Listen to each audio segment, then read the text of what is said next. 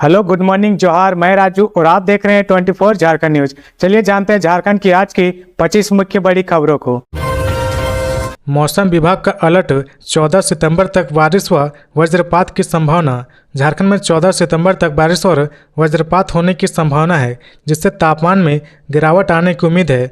मौसम विभाग के मुताबिक अगले 2 दिनों में 2 से 3 डिग्री सेल्सियस की गिरावट आने की संभावना है। मौसम केंद्र ने राज्य के विभिन्न जिलों के लिए ऑरेंज अलर्ट जारी किया है। हवा की रफ्तार 30 से 40 किलोमीटर प्रति घंटे की रफ्तार रहने की संभावना है। बोकारो में ट्रक ने बाइक सवार पति पत्नी को कुचला, दोनों की दर्दनाक मौत। बोकारो जिले के बालीडीह इंडस्ट्रियल एरिया स्थित गोविंद मार्केट के पास शुक्रवार को एक ट्रक की चपेट में आने से दंपति की मौके पर ही मौत हो गई।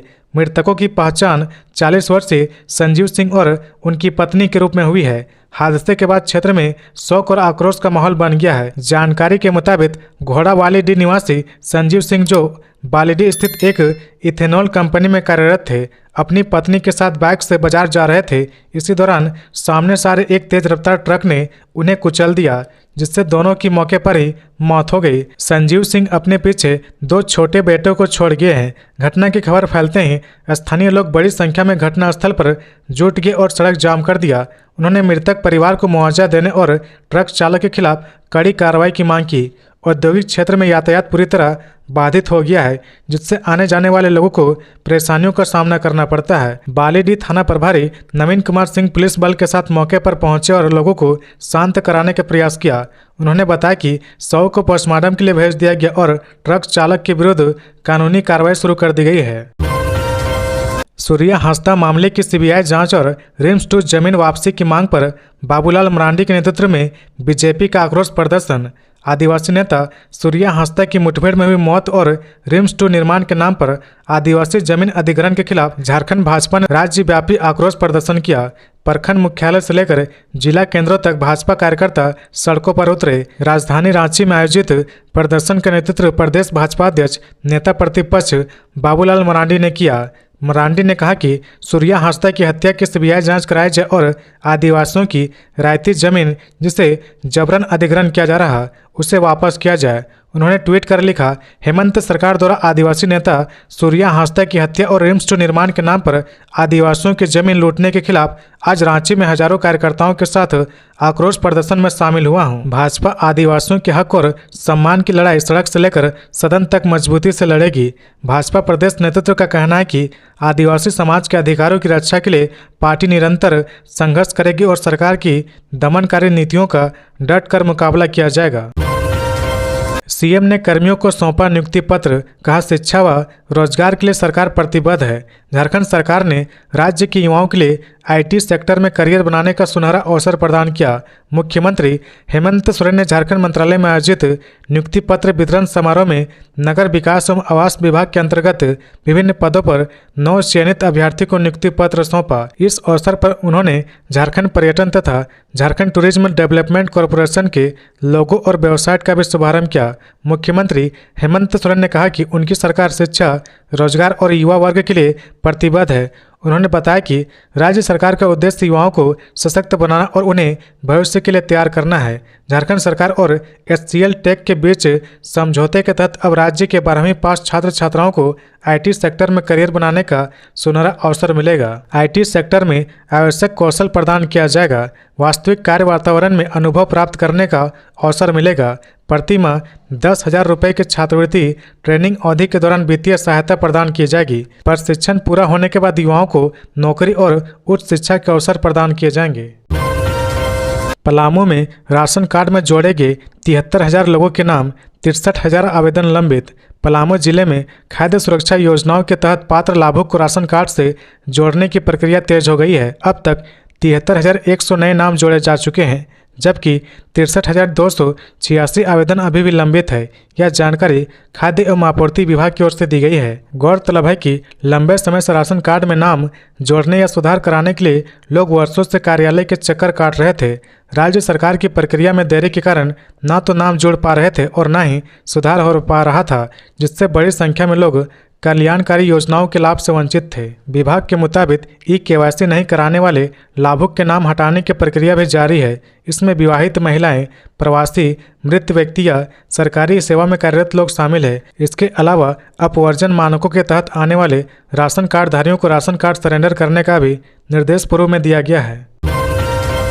जमशेदपुर में सड़क हादसे में युवक की मौत के बाद बस्ती वासियों का हंगामा, टायर जलाकर सड़क जाम। जमशेदपुर के वर्मा माइंस स्थित ट्यूब कंपनी गेट के पास गुरुवार तड़के एक दर्दनाक सड़क हादसा हुआ, जिसमें गोलमुरी नवादा बस्ती के 19 वर्षीय युवक शरणजीत सिंह की मौके पर ही मौत हो गई। हादसे के बाद सूचना पर मृतकों के परिजन और बस्ती वासियों ने मुआवजे की मांग को लेकर घंटों वर्मा माइंस के ट्यूब गेट मुखी बस्ती जाने वाली सड़क को जाम रखा। जानकारी के मुताबिक गुरुवार को तड़के 3 बजे शरणजीत अपने दोस्त को टाटानगर स्टेशन छोड़ने के लिए घर से निकला था। इस बीच ट्यूब गेट के पास स्कूटी सवार शरणजीत सिंह को एक तेज रफ्तार अनियंत्रित ट्रक ने अपनी चपेट में ले लिया।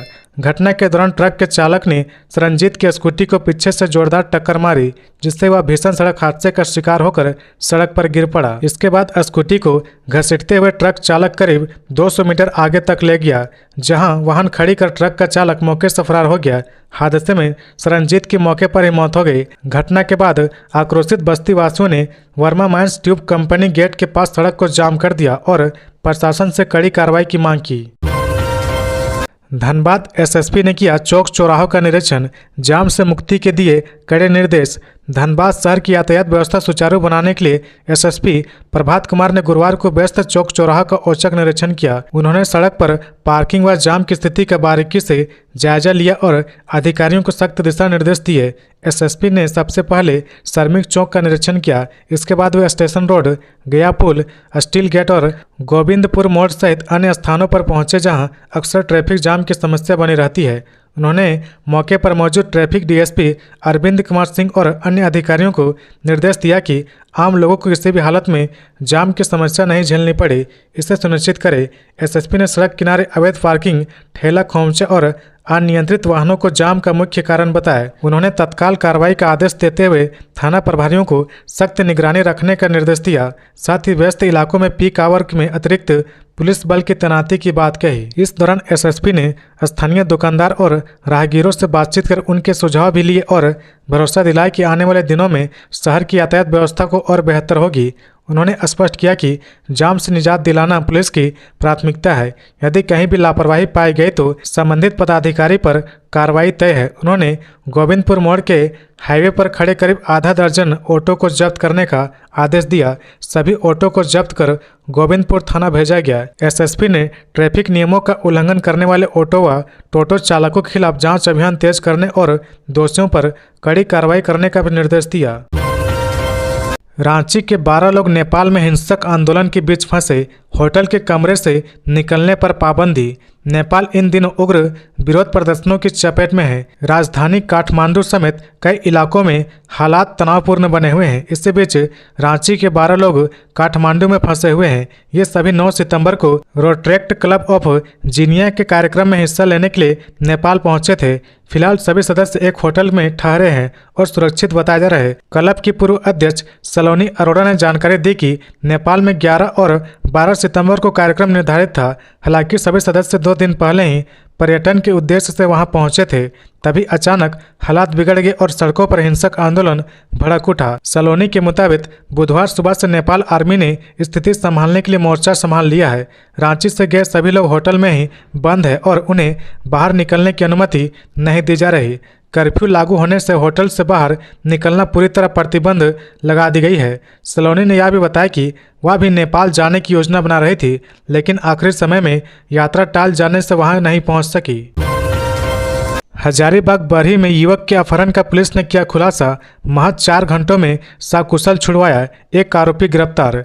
देर रात हुए सनसनीखेज अपहरण कांड का पुलिस ने महज कुछ ही घंटों में पर्दाफाश कर दिया। पुलिस की त्वरित कार्रवाई से न सिर्फ अपहृत युवक को सुरक्षित छुड़वा लिया गया, बल्कि एक आरोपी को भी गिरफ्तार कर लिया गया। घटना करसो गांव की है, जहां विनोद सिंह का पुत्र सौरभ कुमार देर रात अपराधियों के निशाने पर आ गया था। अज्ञात अपराधियों ने उसे कार से अपहरण कर लिया और परिजनों से 5 लाख रुपए की फिरौती की मांग की। जैसे ही सूचना पुलिस तक पहुंची, हजारीबाग एसपी ने तुरंत एसडीपीओ अजीत कुमार बिमल के नेतृत्व में एक विशेष टीम गठित की। तकनीकी शाखा की मदद से अपराधियों की लोकेशन ट्रेस की गई और लगातार छापेमारी अभियान चलाया गया।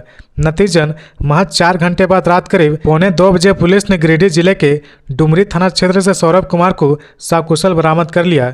इस दौरान पुलिस ने अपहरणकर्ता अरुण कुमार उर्फ अरुण पाठक को गिरफ्तार किया और उसके पास से मोबाइल फोन भी जब्त किया।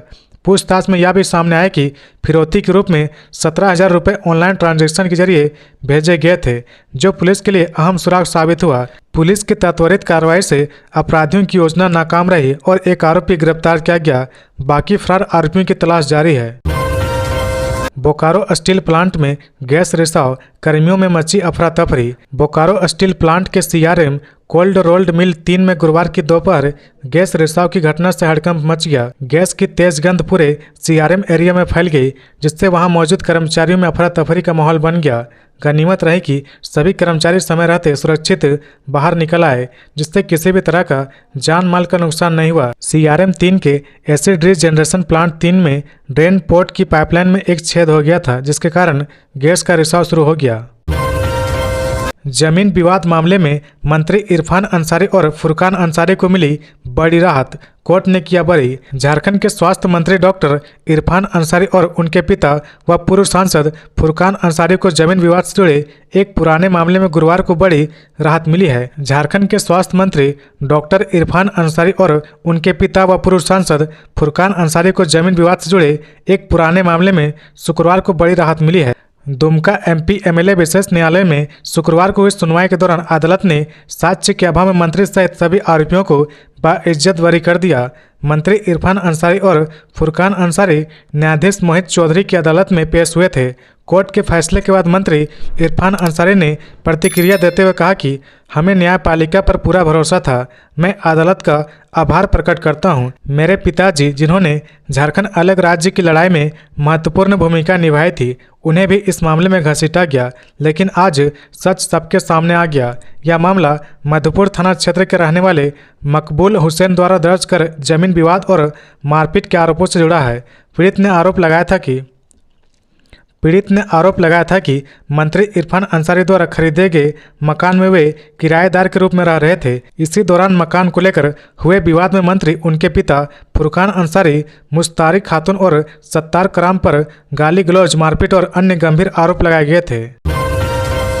रिम्स की जीबी बैठक 13 सितंबर को 3,500 पदों पर भर्ती व नई इमरजेंसी बनाने पर होगी चर्चा। रिम्स की शासी परिषद की बैठक अब 13 सितंबर सुबह 10:30 बजे से होगी। हाईकोर्ट ने कहा था कि यह बैठक 8 से 14 सितंबर के बीच होनी चाहिए। कोर्ट ने इसके लिए रिटायर्ड जस्टिस अमरेश्वर साहे को ऑब्जर्वर बनाया है। स्वास्थ्य मंत्री ने समय तय नहीं किया था, इसलिए जस्टिस साहे ने खुद तारीख तय कर दी और रिम्स निदेशक को मैसेज कर इसकी जानकारी दी। अब निदेशक ने यह सूचना शासी परिषद के अध्यक्ष और उपाध्यक्ष को भेज दी है। रिम्स निदेशक डॉक्टर राजकुमार ने बताया कि इस बैठक में करीब 25 मुद्दों पर बात होगी। इनमें से 12 मुद्दे वे हैं जिन्हें अधिवक्ताओं ने कोर्ट में रखा था। रिम्स में फैकल्टी, नर्सिंग, 3rd और 4th ग्रेड स्टाफ के कई पद खाली हैं। अगर बैठक में सहमति बने तो इन पदों पर भर्ती शुरू होगी। अभी रिम्स में जितना स्टाफ होना चाहिए उसके मुकाबले सिर्फ 30 से 35% ही काम कर रहे हैं। मौजूदा इमरजेंसी में जगह बहुत कम है। मरीजों को घंटों स्ट्रेचर पर इलाज कराना पड़ता है, इसलिए प्रस्ताव है कि इंडियन बैंक की टूटी फूटी बिल्डिंग तोड़कर उसकी जगह पर नई सेंट्रल इमरजेंसी बनाई जाए। रिम्स में कई मशीनें खराब पड़ी है। नई खरीद या मरम्मत के लिए विभाग से मंजूरी लेनी पड़ती है। अब यह काम सीधे रिम्स स्तर से कराने की बात होगी। रिम्स में लंबे समय से भर्ती और कई योजनाएं अटकी हुई है।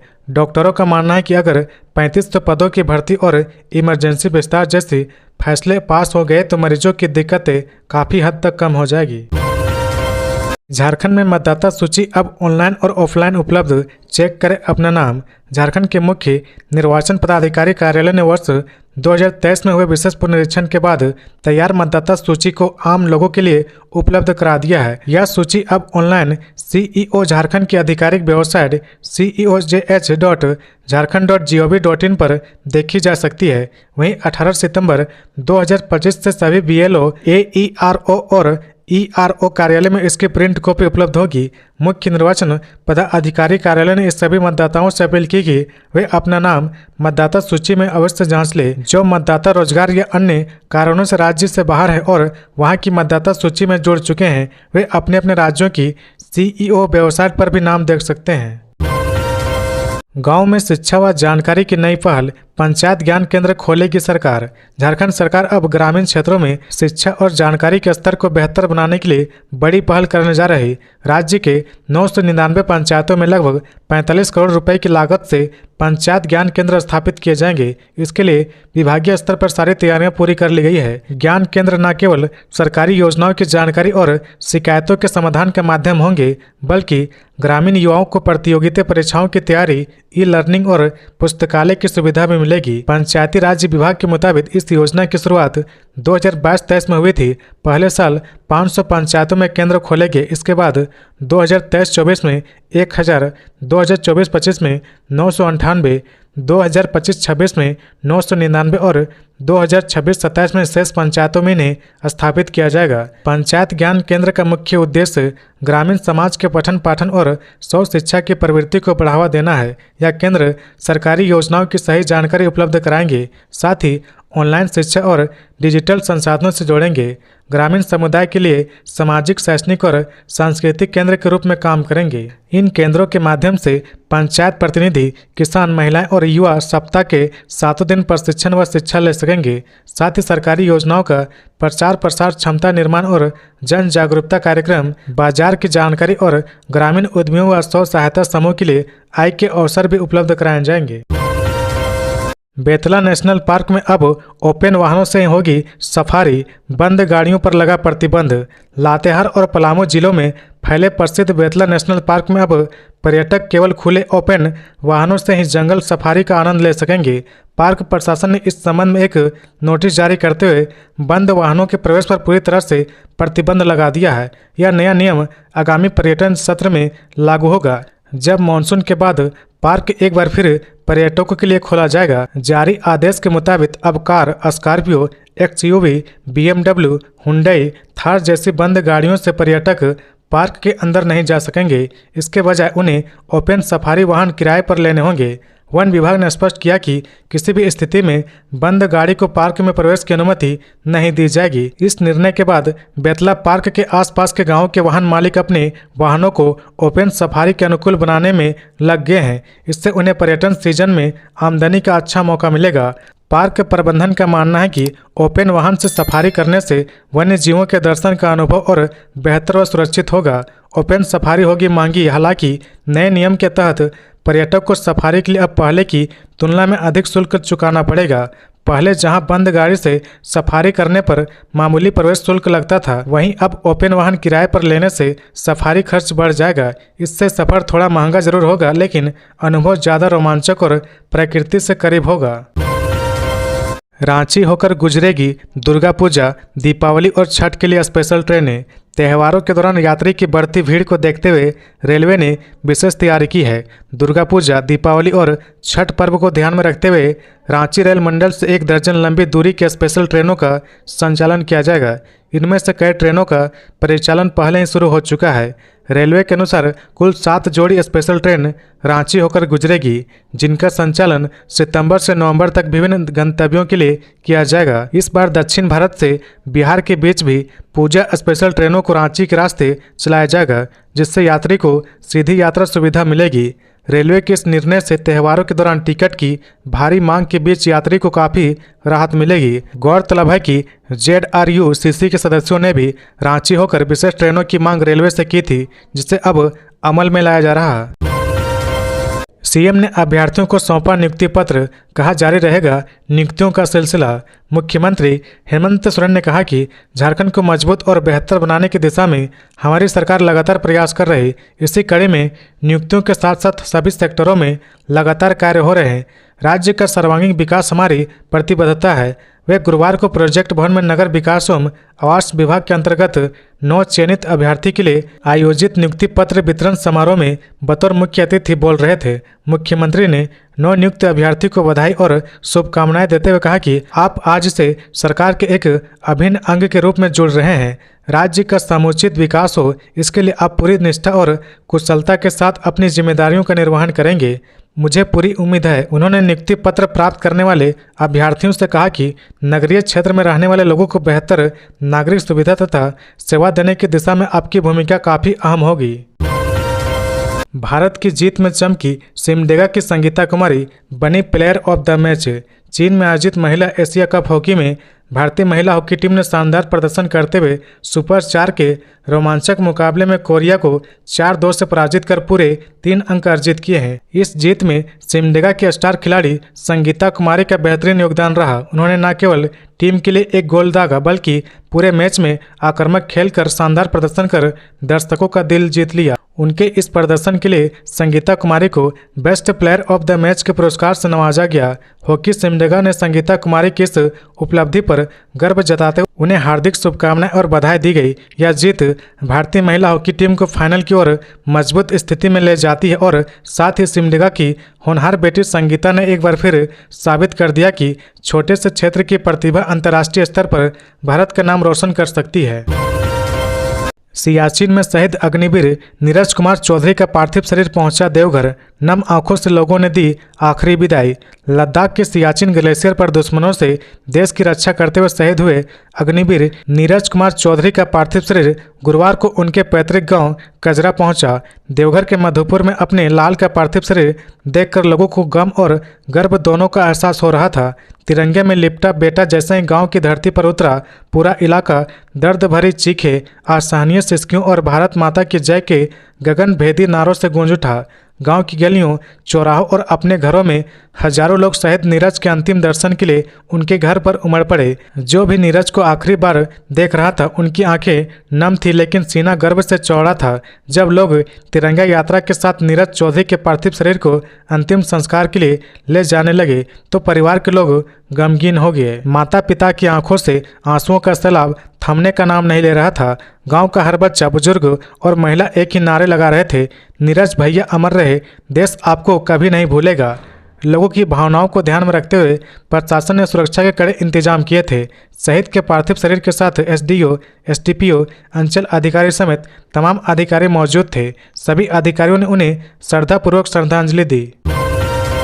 प्रॉपर्टी टैक्स वसूली को सशक्त करने के लिए बनेगा मोबाइल ऐप। राज्य सरकार ने नगर निकायों को अपने आंतरिक संसाधनों से राजस्व बढ़ाने पर विशेष ध्यान देने का निर्देश दिया है। विभागीय सचिव सुनील कुमार ने नगर निकायों को अब तकनीकी आधारित प्रणाली का इस्तेमाल करते हुए प्रॉपर्टी टैक्स वसूली को सशक्त बनाने का निर्देश दिया है। इसके लिए विभागीय स्तर पर विशेष मोबाइल ऐप तैयार किया जा रहा है। वर्तमान में नगर निकायों के पास उपलब्ध संपत्ति संबंधी आंकड़े काफी पुराने और अपूर्ण है। निकायों में नए भवन, कार्यालय, मॉल और अन्य परिसंपत्तियों का निर्माण हुआ है, लेकिन उसका डाटा निकायों ने अब तक अपडेट नहीं किया है। नए संपत्तियों का आकलन कर प्रस्तावित ऐप में दर्ज करने पर निकायों को प्रॉपर्टी टैक्स से होने वाली आय दोगुनी तक हो सकती है। सचिव ने नगर निकायों को राज्य एवं केंद्र सरकार के कार्यालयों से संपर्क कर उनके पास लंबित प्रॉपर्टी टैक्स की वसूली करने का निर्देश दिया है। कहा कि बकाया वसूली में लापरवाही बर्दाश्त नहीं की जाएगी। सचिव ने निकायों को आंतरिक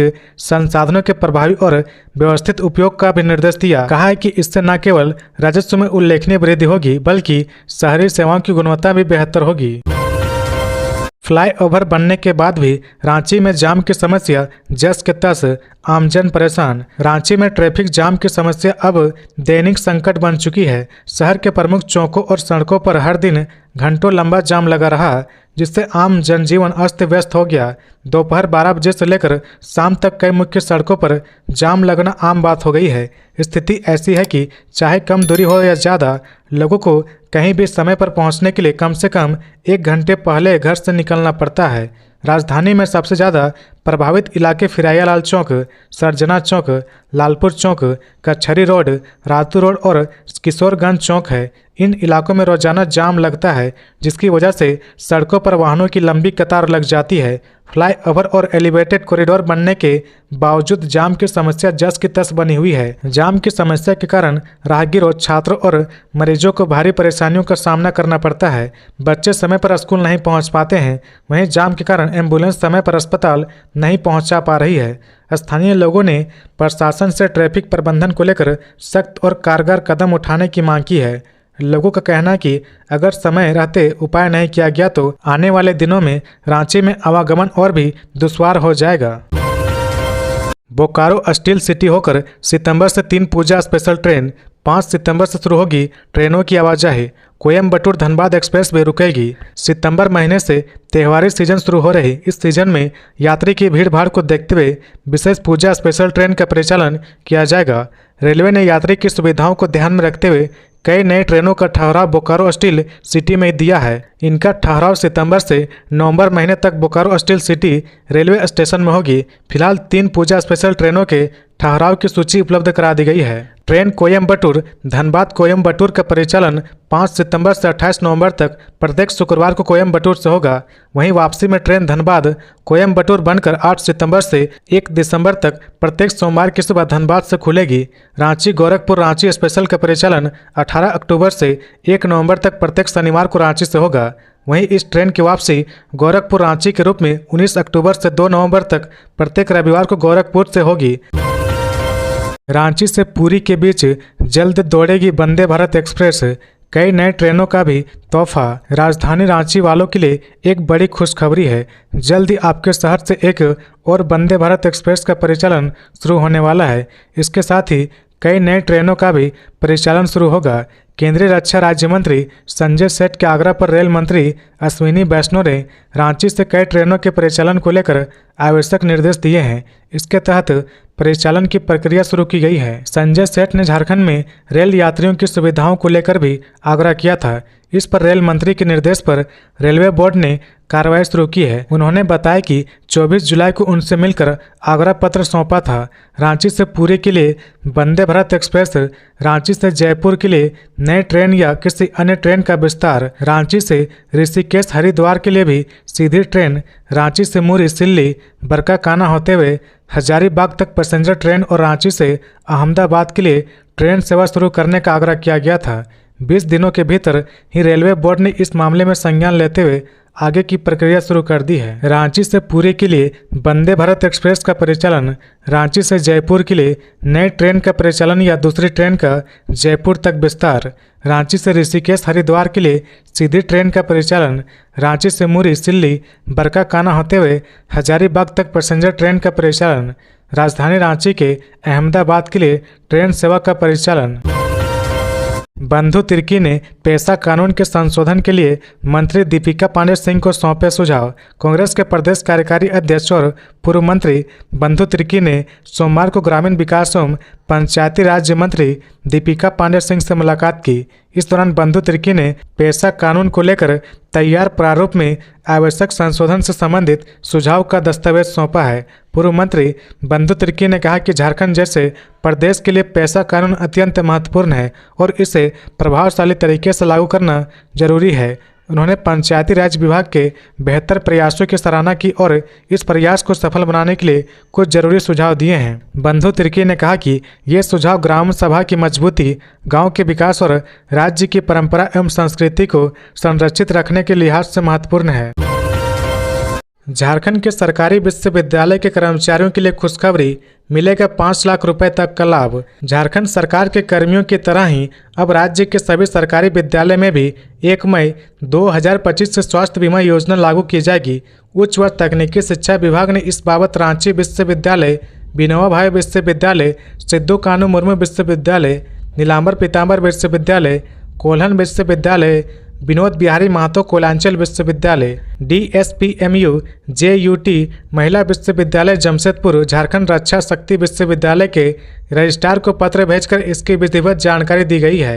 विभाग के अपर मुख्य सचिव सुनील कुमार द्वारा सभी विश्वविद्यालय के रजिस्ट्रार को अपने विश्वविद्यालय और इसके अंतर्गत अंगीभूत कॉलेज में कार्यरत सेवानिवृत्त शिक्षक और शिक्षकेतर कर्मचारी को योजना में शामिल होने के लिए इनरोलमेंट प्रक्रिया पूरी करने और प्रीमियम भुगतान आदि से संबंधित कार्य के लिए एक वरीय पदाधिकारी को नोडल अफसर नियुक्त करने का निर्देश दिया गया है।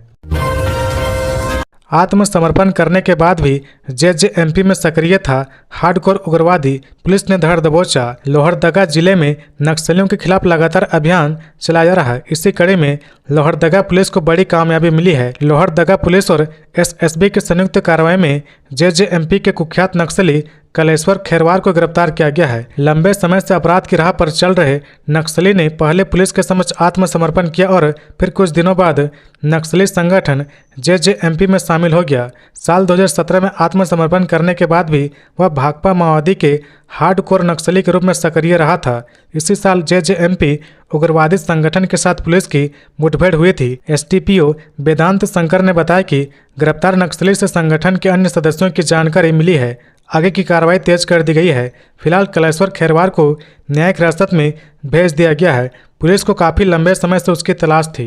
तो ये थी आज की झारखंड की टॉप बड़ी खबरें। इसी तरह झारखंड की हर छोटी सी बड़ी खबर देखने के लिए आप हमारे चैनल 24 झारखंड न्यूज को सब्सक्राइब करके बेल आइकन प्रेस कर ले, जिससे झारखंड की हर छोटी सी बड़ी खबर की अपडेट आप तक पहुंचता रहे। तो आज के लिए बस इतना ही। हमें दीजिए इजाजत, फिर मिलते हैं नेक्स्ट न्यूज में।